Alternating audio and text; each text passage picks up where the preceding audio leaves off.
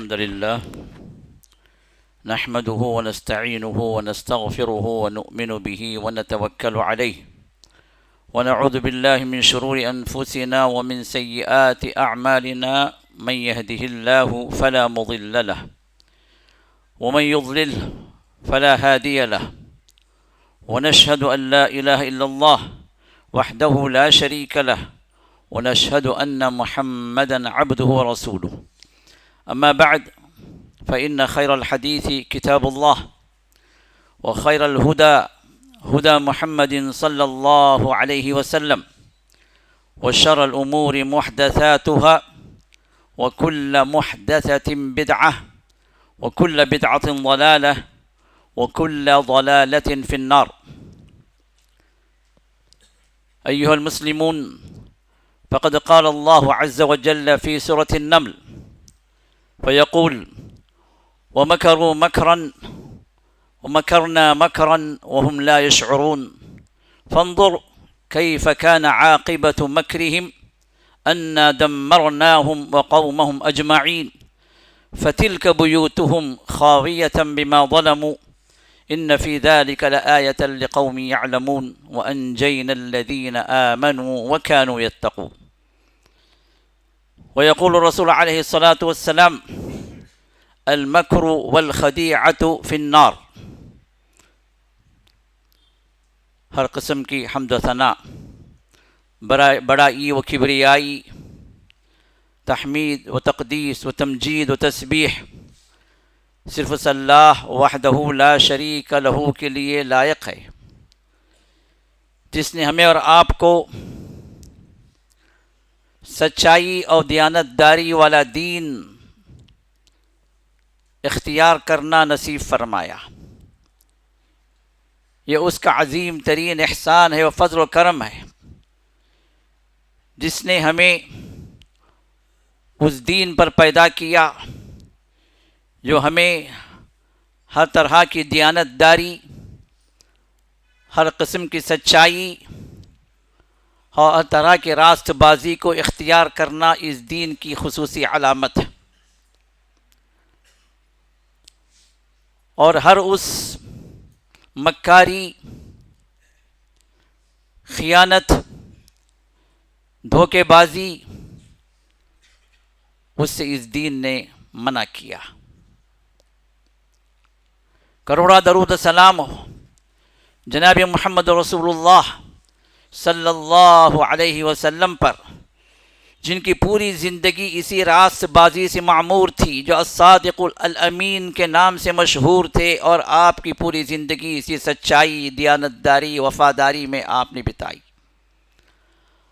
اور ہر قسم کی برائی اور مکاری اور خیانت اور جھوٹ اور فریب سے آپ کوسوں دور رہے، اپنے صحابہ کو آپ نے وہی تعلیم دی۔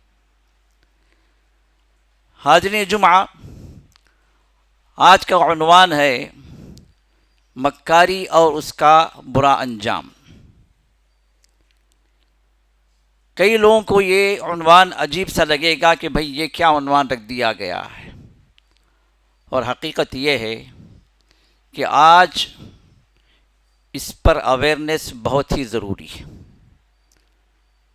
اس لیے کہ مکاری ہی آج دنیا داری کی علامت ہے۔ جتنا انسان جھوٹ بولے، جتنا انسان دھوکہ دے، جتنا انسان فریب کرے، جتنا انسان دوسرے کو نیچے کر کے خود آگے بڑھ جائے، دوسرے کی سانس کی نالی، اس کی ناک کو پکڑ کر خود ہی سانس لے لے، دوسرا مرے یا جیے اس سے کوئی غرض نہیں، یہ خود غرضی آج کی دنیا کے اندر تقریباً انسانوں کے اندر، چاہے انڈیویجول لیول پر ہو، چاہے سوشل لیول پر ہو، چاہے حکومتوں کے لیول پر ہو، یہی جو ہے وہ عظیم ترین نشانی بتائی جاتی ہے ایک دنیا دار کامیاب انسان۔ جتنا مظلوموں پر ظلم کیا جائے، وہ ظالم اتنا ہی سراہا جاتا۔ جتنا انسان دھوکے باز بنے، اس کو بزنس آئیکن کا ٹائٹل دیا جاتا۔ جتنا انسان دوسروں کو نقصان پہنچائے، اس کو نیچا کر دے، اپنی ایگو کو بڑا چڑھا کر رکھے اتنی اس کی قدر کی جاتی. یہ دنیا داری اور اسی پہ دنیا چل رہی ہے. اور اسی کے بارے میں محمد رسول اللہ صلی اللہ علیہ وسلم نے ارشاد فرمایا ستأتی سنون خداعہ، ان قریب وہ سال آئیں گے جو بڑے دھوکے باز ہوں گے. لوگ ہی نہیں ہیں، سال بھی دھوکے باز بن جائیں گے. اور ان دھوکے باز سالوں کے اندر ہوگا کیا؟ یصدق فیہ الخائن والکاذب، جو جھوٹا ہوگا، خائن ہوگا، دھوکہ دینے والا ہوگا، اس کو لوگ سچا سمجھیں گے، اس کو امانتدار سمجھیں گے. اور جو سچا ہوگا اس کو جھوٹا سمجھا جائے گا. آج میڈیا کے ذریعے سے ہی چیزیں ہمارے سامنے رکھی جاتی ہیں، شروع سے لے کر آخر تک جھوٹ ہی جھوٹ، اور اس پر ہم لوگوں کا ایمان کہ وہ جو کہا جا رہا ہے وہی سچ ہے، جبکہ حقیقت کا دور دور تک کوئی پتہ نہیں ہوتا. نہ آپ کو وہاں پر انویسٹیگیشن کا کوئی وہاں پر کوئی چانس ہوتا ہے، نہ آپ اس بارے میں کوئی چھان بین کر سکتے ہیں. جو وہ کہے وہ جھوٹے کفار، اسی پر ہم ایمان لائے بیٹھے ہے یہ نہیں. سوچ کر دیکھ، دل پر ہاتھ رکھ کے سوچئے، میڈیا ہمیں جو بتا رہا ہے وہی ہم سمجھتے ہیں کہ یہی صحیح ہے، اور حقیقت کیا ہے ہمیں نہیں پتا، نہ ہم جاننے کی کوشش کرتے ہیں. یہ جھوٹے اور مکار لوگ ہی ہمیشہ سے دنیا پر راج کرتے آئے ہیں، ہمیشہ سے لوگوں پر ڈومیننٹ کرتے آئے.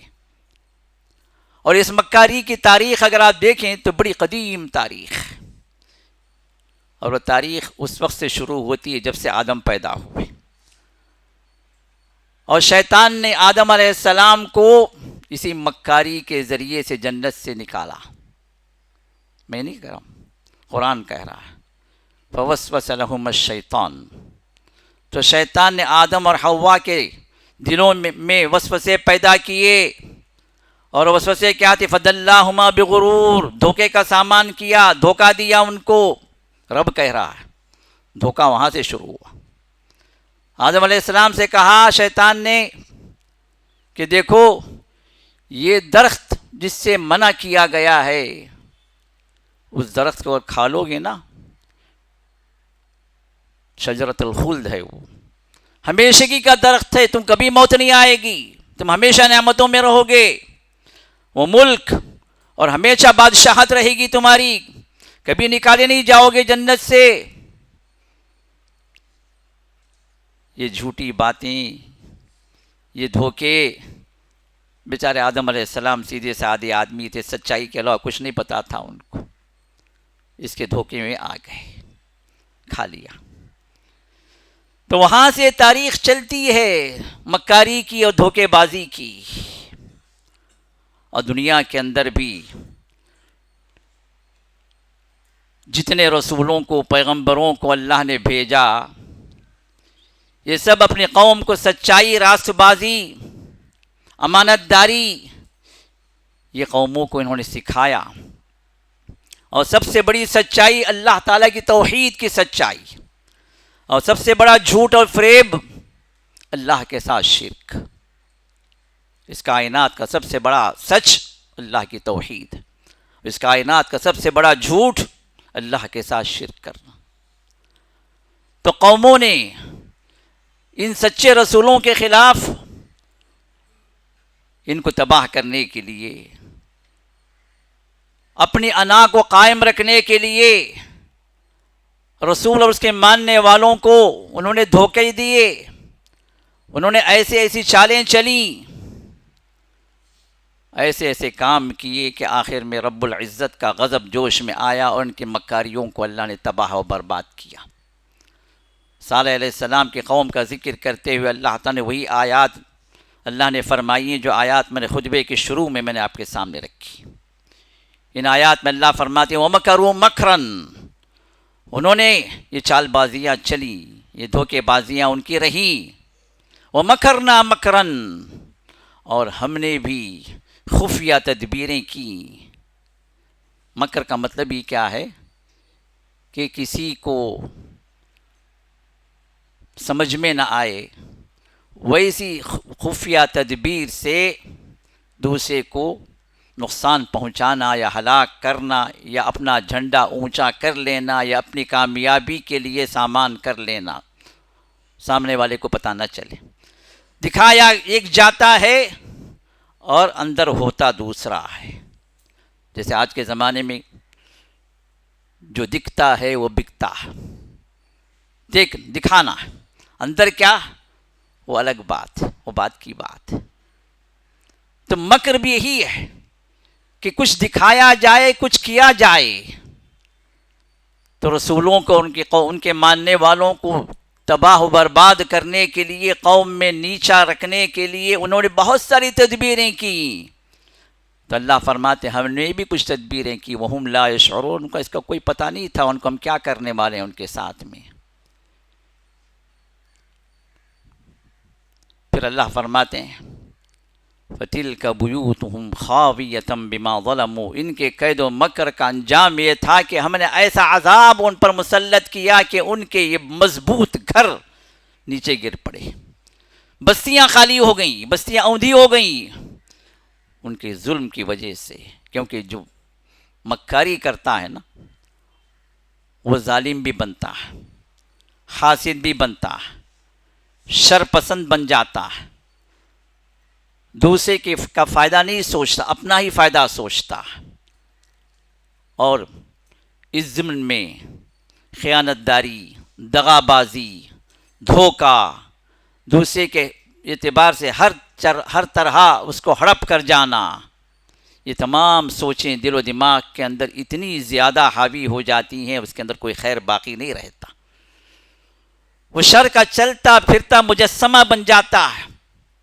وہ شر کا ایک بومب ہے جو جہاں پھٹ پڑے وہاں پر شر ہی شر۔ ابھی آج کے دور میں نیوکلیئر بومب جو ہے نا، یہی شر والے بومبس ہی، کیا خیر ہے اس کے اندر؟ کچھ خیر ہے؟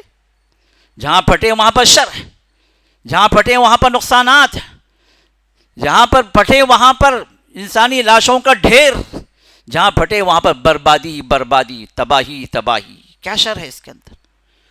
تو یہ چلتا پھرتا شر بن جاتا ہے جو مکار ہوتا ہے۔ اور اللہ تعالیٰ نے قوموں کا جب ذکر کیا، نوح علیہ السلام کی قوم سے لے کر محمد رسول اللہ صلی اللہ علیہ وسلم کی قوم تک،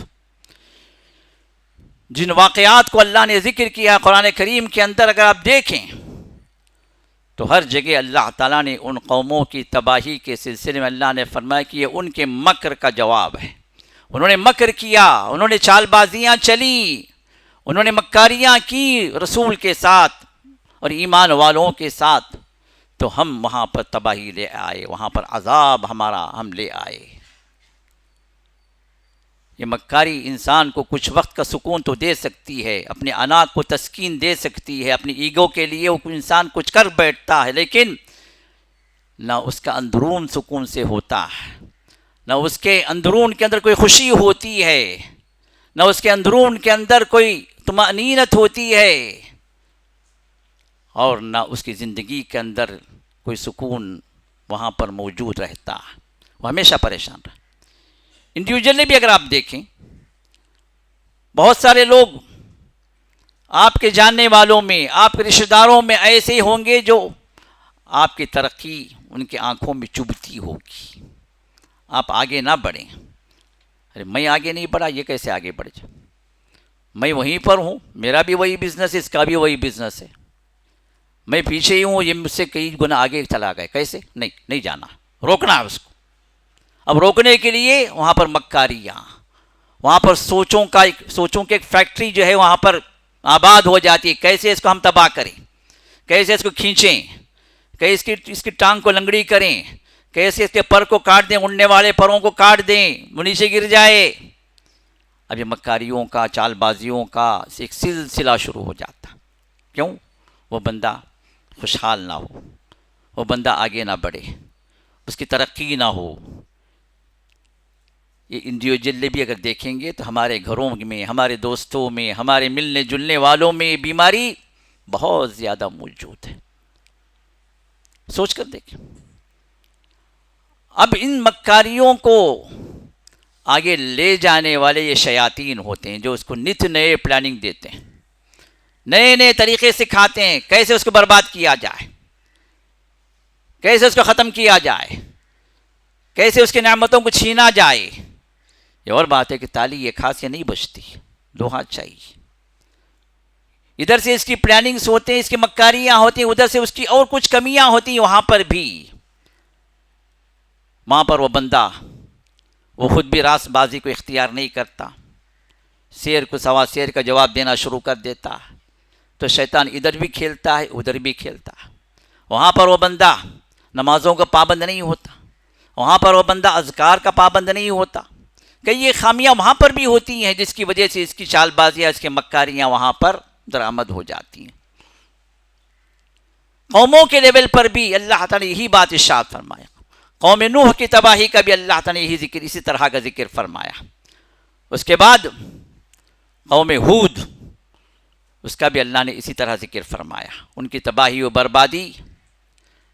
ہود علیہ السلام اور ان پر ایمان لانے والے بندوں کے لیے انہوں نے جو تباہی مچا رکھی تھی اپنے ان چال بازیوں کی وجہ سے، اپنے انا کی تسکین کے لیے اللہ تعالیٰ نے ان کو جو سب سے زیادہ اپنے آپ کو سمجھتے تھے، دعوے کرتے تھے من اشد منا قوہ، ہم سے بھی زیادہ کوئی طاقتور ہے کہ اس دنیا کے اندر، پہاڑوں کو گویا اللہ تعالیٰ نے ان کے لیے موم بنا دیا تھا، پہاڑوں کے اندر ان کے قلعے تھے۔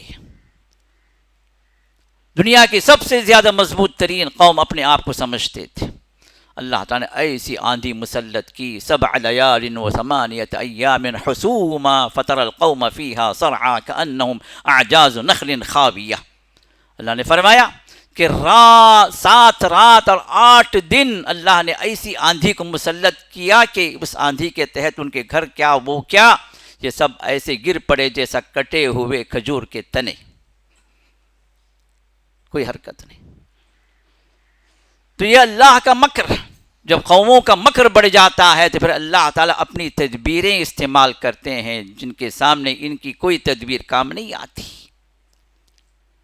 فرعون جو اپنے وقت کا سب سے بڑا مغرور، سب سے بڑی طاقتوں والا، جس نے اپنی طاقتوں کے نشے میں یہ تک دعویٰ کیا جس نے کوئی دعویٰ نہیں کیا تھا، کسی بھی مخلوق نے یہ دعویٰ نہیں کیا جو دعویٰ اس نے کیا، انا ربکم الاعلی، میں تمہارا سب سے بڑا رب ہوں، میرے سے بڑھ کر کوئی رب نہیں ہے، تمہاری عبادتیں میرے لیے ہونی چاہیے، تمہارے سجدے، تمہارے رکوع، تمہارے نیازیں سب میرے لیے ہونی چاہیے، میرے قدموں بھی گرنا چاہیے، میں تمہارا رب ہوں، پوری دنیا میری،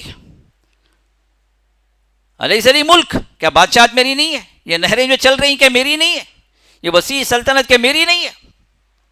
بنی اسرائیل کو غلام بنا کے رکھا تھا جو اس وقت کے ایمان والے تھے، موسیٰ پر ایمان لائے تھے، اپنی طاقت اور قوت کے نشے میں اس نے جب اپنی چالیں چلی تو اللہ تعالیٰ نے صرف ایک چال چلی، سمندر کو اللہ نے حکم دیا کہ پہاڑوں کی طرح اپنی موجوں کو کھڑا کر دے، دو طرف موجیں کھڑی ہو گئیں پہاڑوں کی طرح، درمیان میں راستہ بن گیا، موسیٰ اور بنی اسرائیل کو اللہ نے نجات دے دی، اور اس نے کہا کہ دیکھو میرے لیے سمندر کا راستہ بھی کھل گیا، چلو تو اپنی فوج کو، اپنے ماننے والوں کو پیچھے لے کر چلا، اللہ تعالیٰ نے فوجوں کو حکم دیا کہ مل جائیں، تو وہیں پر ڈوب گیا اپنی فوج کے ساتھ۔ تو اللہ تعالیٰ کا جب مکر آتا ہے ان مکاروں کے خلاف، ان مکاروں کی تباہی کے لیے، پھر تو ان کی کوئی تدبیر، کوئی چال بازی باقی نہیں رہ سکتی۔ یہ اللہ تعالیٰ نے وسیع سلسلہ رکھ دیا ہے قرآن کریم کے اندر ہم کو دکھانے کے لیے، تم جو کوئی بھی ہو، تم انفرادی ہو، فردی ہو، شخصی ہو، مکاری سے اپنے آپ کو بچا لو، راست بازی کی زندگی کی طرف آ جاؤ، سچائی، دیانت داری، امانت داری کو اختیار کر لو، اس میں خیر ہے، اس میں تمہارے برکتیں ہیں، اس میں تمہارے جنت کی راہیں ہیں۔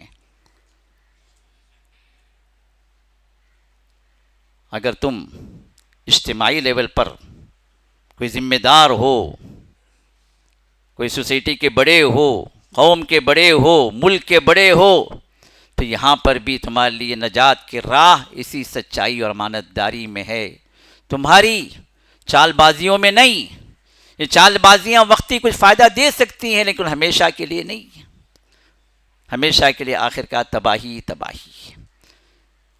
وقت کے فرعون کو اللہ نے ہلاک کیا، پوری طاقتوں کے ساتھ میں، پوری قوتوں کے ساتھ میں، اپنے آگے ہی ان قوتوں کو بے طاقت وہ نظر آ رہا تھا، اس کو میری قوتیں میرے کام نہیں آ رہی، میری فوج میری کام نہیں آ رہی، میری کوئی طاقت میرے کام نہیں آ رہی، پوری طاقتوں سمیت، قوتوں سمیت، افواج سمیت، اموال سمیت اللہ نے ڈبو دیا۔ اور اللہ تعالیٰ سے ہم دعا کرتے ہیں کہ اللہ تعالیٰ اللہم اہلک الظالمین بالظالمین واخرج امت محمد بسلام آمینین یا ارحم الراحمین۔